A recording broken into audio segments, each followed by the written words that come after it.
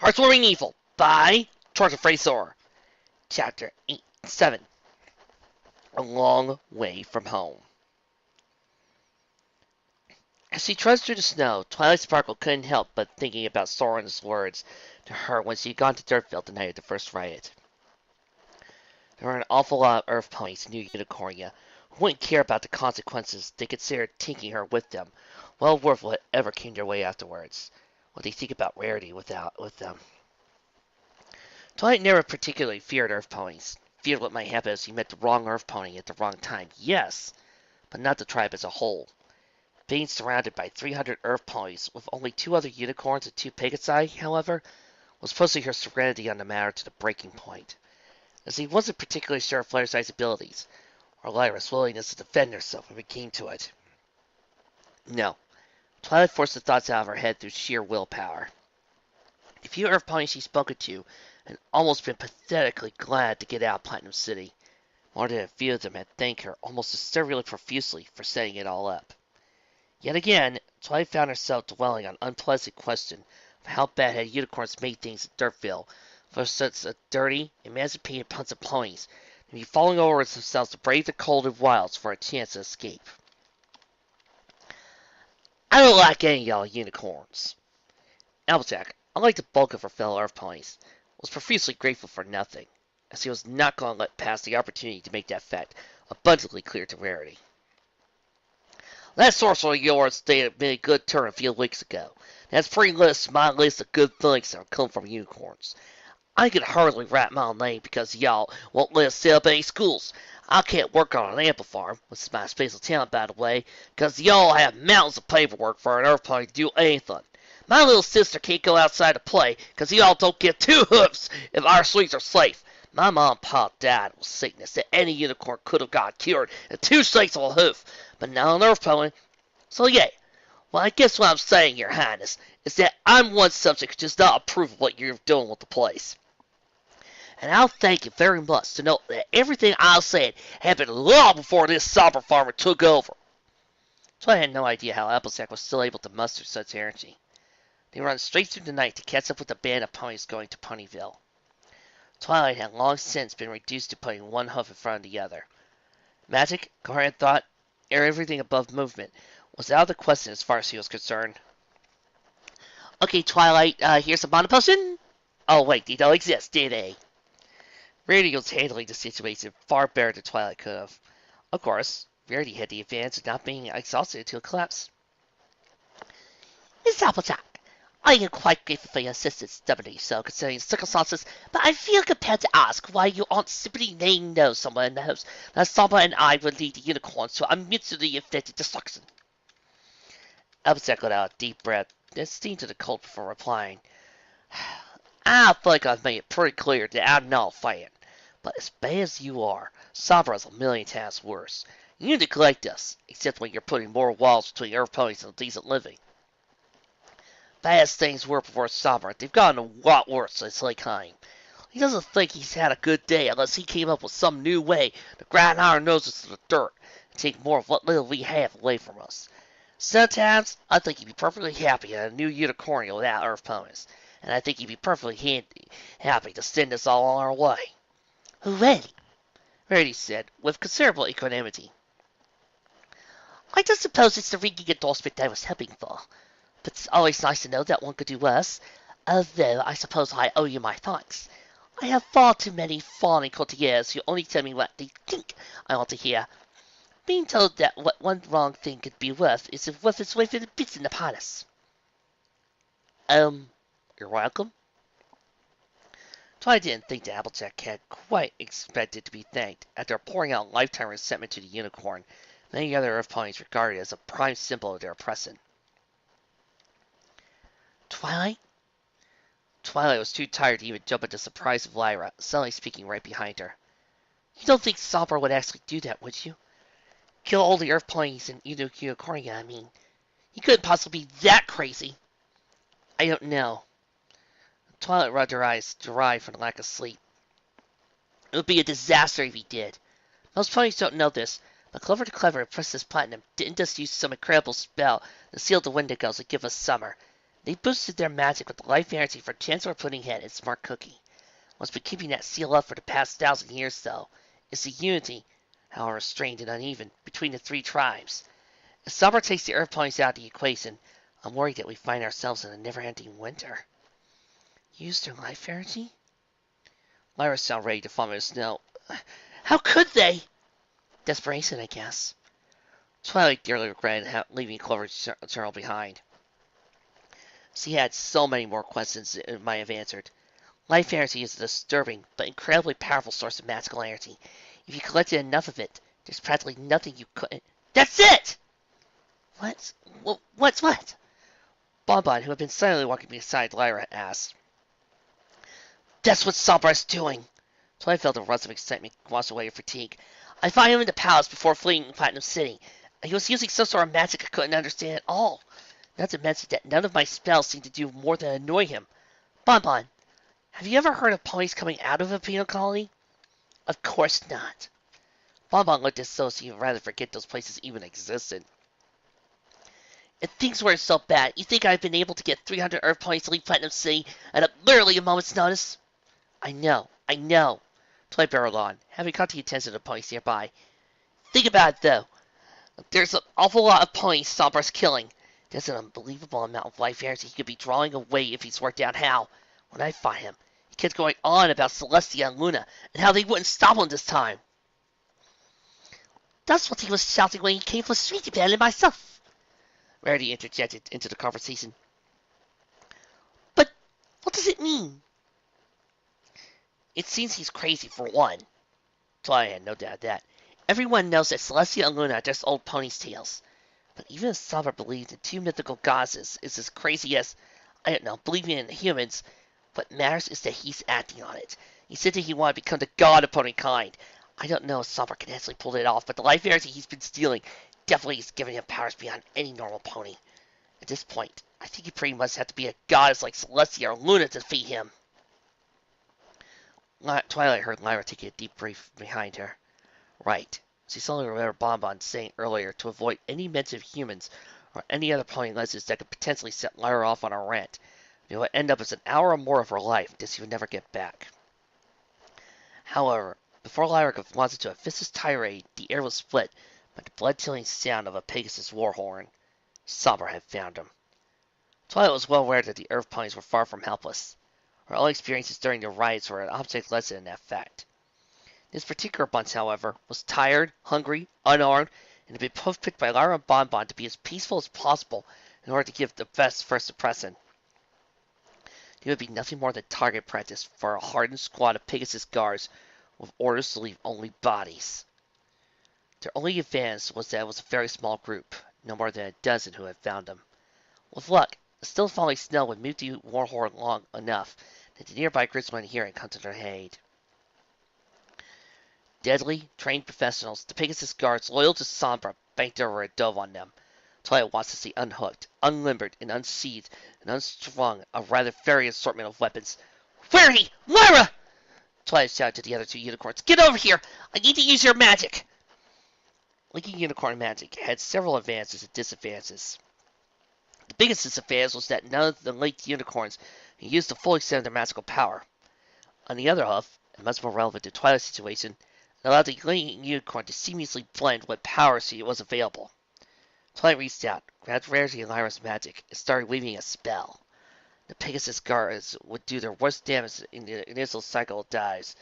They would strike through the group at top speed, swinging their weapons with abandon to cause as much death and panic as possible. If the group scattered, they were all dead. Twilight's spell suddenly had the Pegasus guards struggling through as they were fighting for molasses. Rainbow Dash!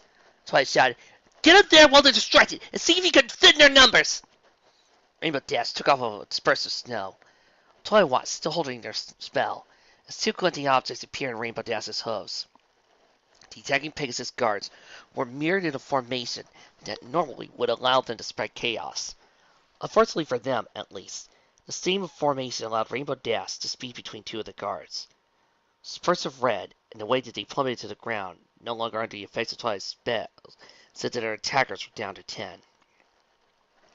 Unfortunately for Twilight Sparkle, the guards did figure out that her spell didn't prevent them from flying backwards. So you let the spell lapse. No sense of wasting Verity in Lyra's magical heresy. The Pegasus guard circled back to reassess what was suddenly a target with teeth of its own. Twilight, Verity spoke so softly it was nearly whispering. I think we'd be better served if we all split up. They don't have any unicorns with them, and we have 3. 2. Twilight nodded with disdain towards herself. After fighting Sombra, then his guards, and then not sleeping at all, the only reason I can use any magic is because I'm drawing it from you two. Does anybody have a mana potion handy? I have a mana potion. Oh, thank good.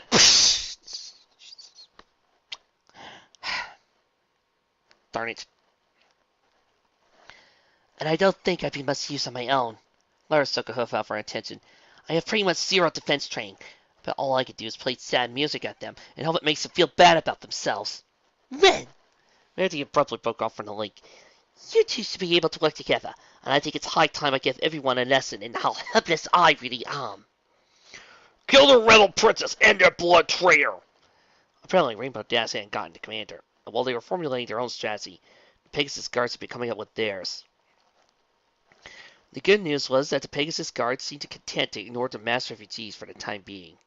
The bad news was they seemed to focus all their efforts on killing Rarity, and for no reason Twilight could immediately gasp. Lyra. Twilight shortly thereafter discovered, much to her dismay, that Lyra possessed nowhere near the kind of magical power that she was accustomed to working with. That the act of linking reduced the magic available to her even further did exactly nothing to help their situation. Twilight's first few confident spells, directed at the attacking Pegasus guards, quickly turned into a desperate attempt to keep their inside. Much to Twilight's surprise, it was Pinkie Pie of all ponies who came to the rescue. The bubbly pink pony hadn't seemed to have a mean bone in her body when Twilight first met her. Rather deceptively so, Pinkie Pie still didn't seem to be put out of their way to a group of ponies trying to kill them. You're a mean pony, and you need a timeout!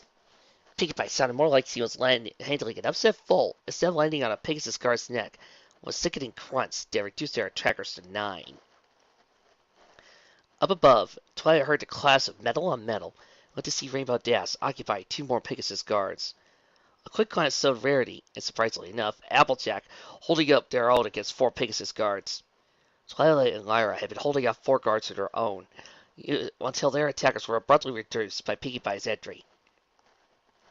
For the first time, Twilight began to think they might have had a chance.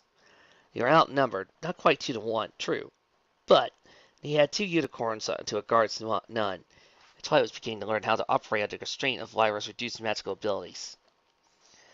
Of course, that was the moment everything started going wrong.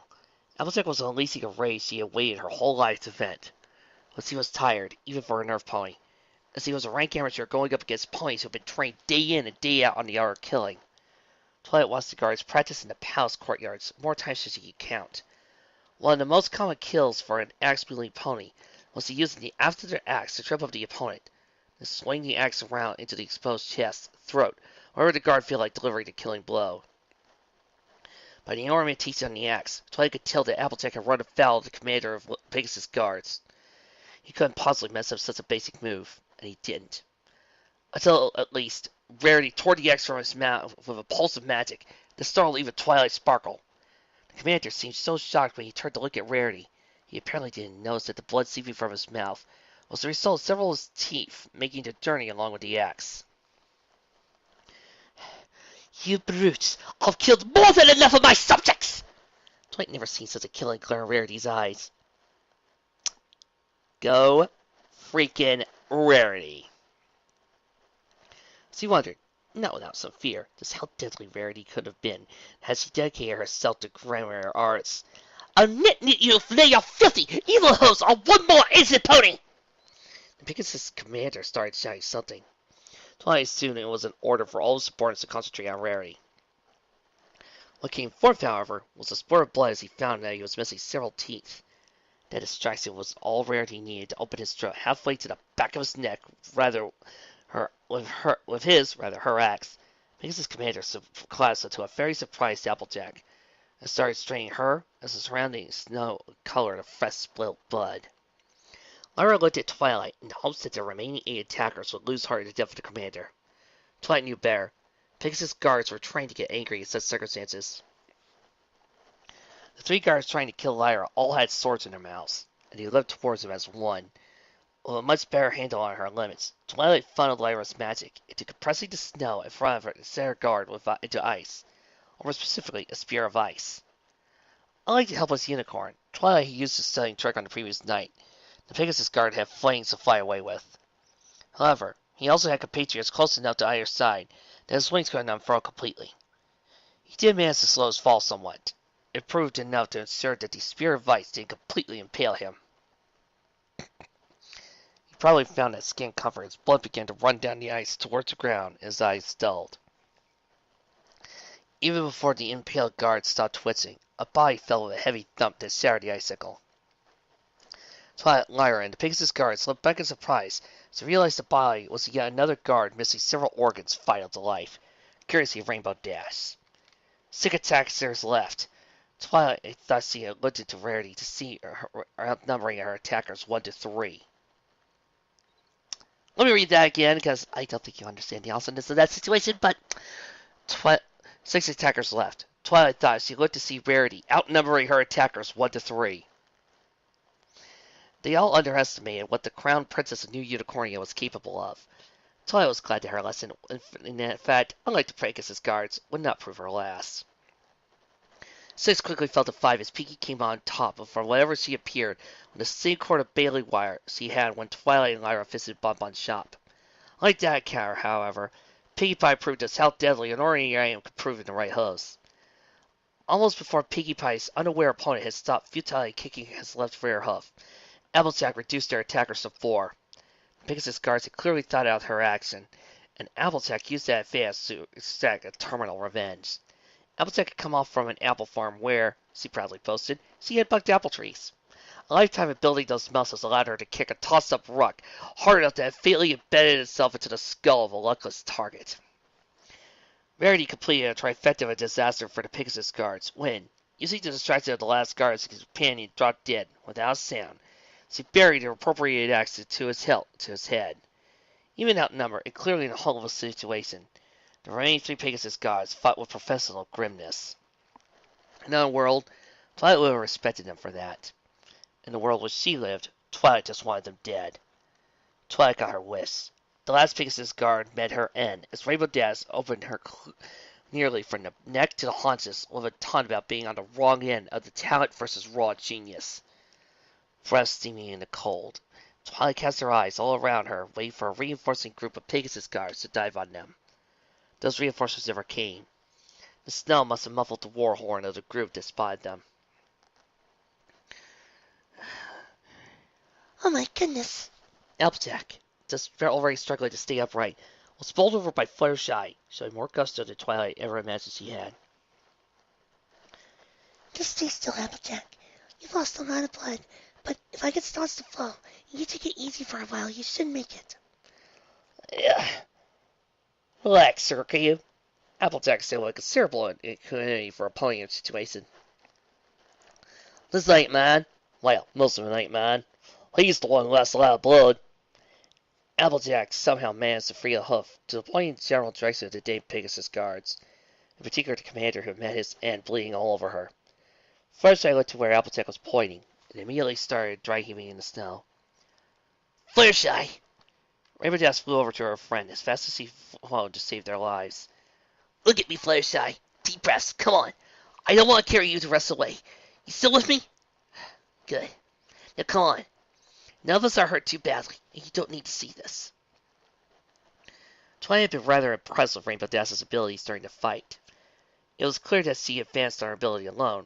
Rainbow Dash would have been a member of the Royal Guards years ago. It must have taken a deep, abiding loyalty, ding, to stick by Fluttershy for as long as she had. Not that it was particularly Fluttershy's fault. She was far too kind and gentle a pony for the world she lived in. I'll guess I owe you an apology.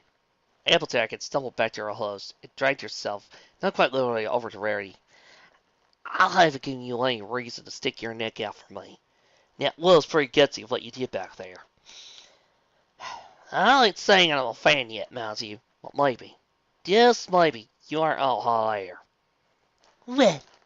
Rarity twirled the blood-covered axe in front of her. It seems appropriate to somehow use their own weapons against such monstrous ponies.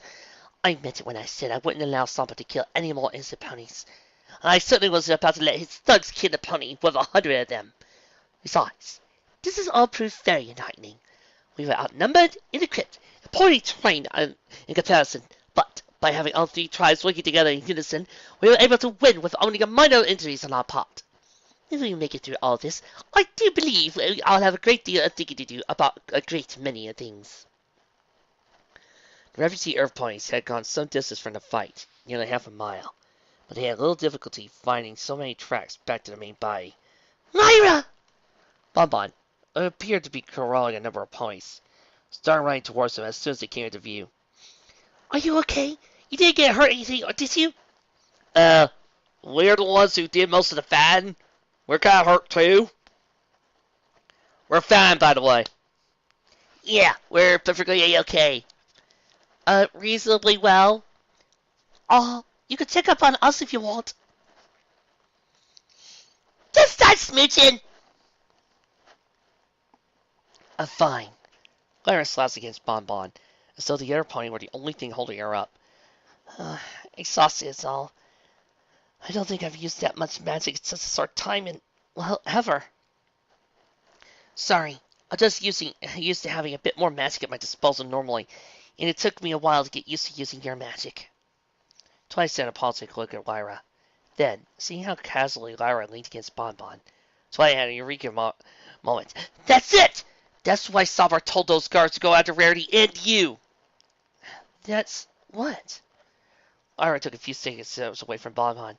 I still don't get why Savar thinks I'm such a threat. Her! Twilight pointed a hoof at Bonbon. Me? Bonbon asked in utter confusion. Me what? Fatigue forgotten, Twilight started pouring out words.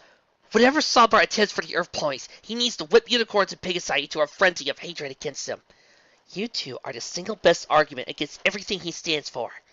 Imagine, a unicorn and an Earth pony becoming friends and ending up better for it. Not just friends. Well, you know what I mean. Lyra, you saw how we held off all those guards by working together. Unicorn, Pegasus, and Earth pony. Your friendship is more dangerous than any army we could ever raise against Sombra. Lyra and Bonbon took both time to digest Twilight's words. When they did, Lyra threw a hoof over Bonbon's shoulders. Still totally worth it. Yep. Bonbon leaned easily to Lyra. Twilight decided to leave the two to their newfound sense of power, in search of something that needed her attention, or just a place to collapse and close her eyes. Bonbon had apparently done a top-notch job at getting the group of Earth ponies to move in unison and stay organized. Twilight could think of several unicorns with very inflated opinions of themselves who would have done as well. Hi, Twilight! Twilight snapped out to see Pinkie Pie, surrounded by a group of ponies with smiles on their faces. I'm just trying to make sure everyone keeps warm through the cold, so get out here. You could use to cheering up. Just tired. That was merely true enough, Twilight whistling admitted. I'll rest when we get to Pineville. It shouldn't be too much farther. Keep up the good work, though. Twilight stifled yet another yawn as he walked away. Pinkie Pie was definitely an odd pony, but Twilight found it increasingly difficult to not like a pony who measures the success of a day by how many smiles and laughs he got out of other ponies. Twilight!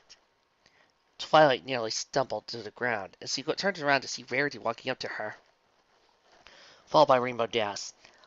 I just had a most disturbing realization. It's almost ponies were able to catch up to us. Is it that hard to think that a squad or several squads of fast-flying Pegasi might have reached Ponyville before us? Told your brother of my untimely demise, and be waiting to jump us as we approach. Twilight muttered a number of curses that literally steamed through the air. This was her job. She was supposed to have Rarity's back, and she'd done nothing about such an obvious danger. Don't worry about it, Twilight. Rarity had no trouble following her thoughts. You're exhausted for one, and you're handling far more than any one pony should ever have to deal with. I've already taken delivery of preparing a letter to your brother, explaining that I'm quite alive, and that any envoys Sombra has sent his way should be treated as the traitors they are. Rainbow Dash has agreed to fly ahead and present it to him. I was hoping you might be able to add something of yours to help convince him that Rainbow Dash is who she says he is.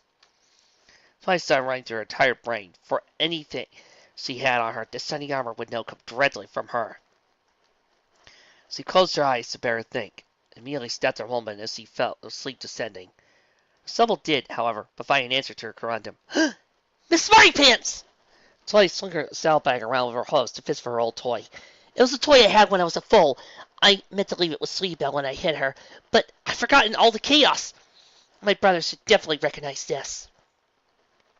Rainbow Dash stuffed the old doll into a standard issue Pegasus Guard satchel. Crispy saluted, and rocketed into the air, trailing a vortex of snow that slowly drifted apart.